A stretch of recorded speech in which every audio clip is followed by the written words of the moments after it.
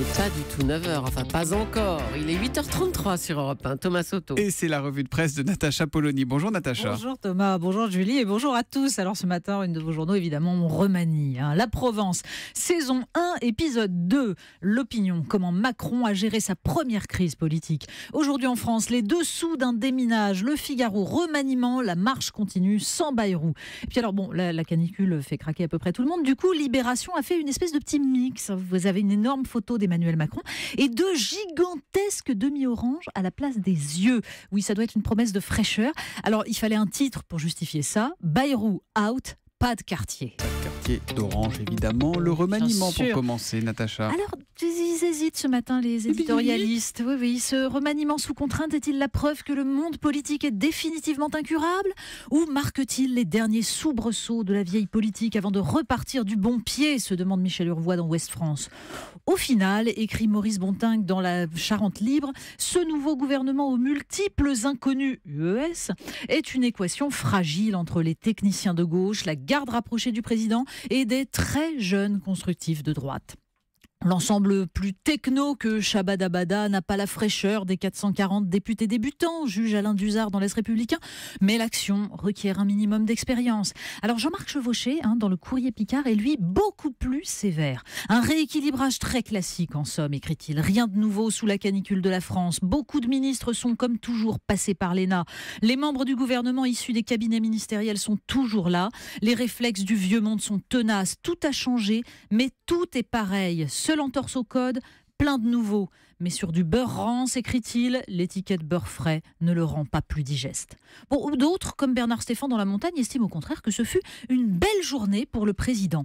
Il s'est débarrassé des leaders encombrants du MoDem grâce à une opération main propre venue opportunément.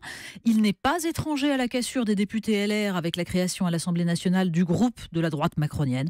Bref, tout bénéfice. Justement, les Républicains, on en parle tout de suite. Les Républicains et ce terme à la mode. Exactement, c'est très intéressant. C'est un extraordinaire exemple de victoire par la sémantique. Tout le monde a adopté le terme constructif. L'opinion nous raconte comment il a été lancé par Jean-Pierre Raffarin. Je cherchais comment l'électeur qui a voté Macron pouvait se dire « ce candidat n'est pas contre moi », raconte l'ancien publicitaire, qui sentait que le mot humaniste était franchement usé. On comprend l'efficacité ravageuse d'un simple mot en lisant Le Parisien.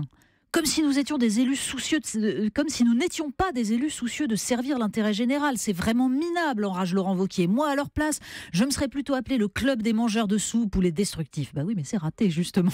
D'autant que Jean-Christophe Lagarde, le chef de file des UDI, avait de longue date préparé le ralliement des siens, mais après avoir profité des investitures des Républicains, nous dit le Parisien. Marketing et opportunisme, l'explosion de la droite est en marche. On parle de la canicule, l'autre sujet du jour. Oui, et connaissez-vous le Hitzefrei ? Pas du tout. En Allemagne, nous explique Louise Touret sur le site Slate, s'il fait 25 degrés à 10h, les cours s'arrêtent à 11h30. Et oui, ça fait rêver les enfants de chez nous, surtout ceux qui passent le bac. Il faut dire qu'en Allemagne, peu de mères travaillent, mais que surtout jusqu'à récemment, les élèves n'avaient cours que le matin. Mais on sent en fait que tout le monde cherche des solutions ce matin. Aujourd'hui en France, on s'inquiète même pour les poissons. Oui, parce que eux aussi, ils meurent de chaud. Les poissons sont ectothermes, ils ne contrôlent pas leur température. Du coup, dans l'Ain et le Jura, on procède à des lâchers d'eau froide pour rafraîchir les truites. Et alors pour les aquariophiles, vous pensez à votre poisson rouge, ne le laissez pas dans sa baignoire à 37 degrés de trop. On termine avec le magazine Gonzai. Oui, parce que exactement, il fait trop chaud dehors, alors explorez les bas-fonds. Le magazine Gonzai nous propose un guide de la France underground. Chaque région est présentée par ses spécialités. Alors Bretagne, druidisme, séparatisme, produits à base de tubes digestifs de porc. Par la langue parlée également. Alors PACA, le Bobard, Grand Est, on ne comprend pas. Hauts-de-France, le Kevin. Par les taux de délinquance, d'alcoolisme, de tabagisme et le taux de représentation à Secret Story aussi, pour chaque région. Et puis par les noms courants dans la région. Alors Normandie, Orelsan, Stone et Chardenne. Et puis vous découvrirez donc au gré de ce voyage les labyrinthes végétaux où perdre vos enfants, le festival de la bouse près de Nantes, l'élection du roi des menteurs à Montcrabeau, petite ville de Haute-Garonne, où s'érige le monument du cocu inconnu. Une destination de vacances pour ministre sortant peut-être. La revue de presse de Natacha Polony tous les matins à 8h30 sur Europe 1. À demain matin Natacha. À demain.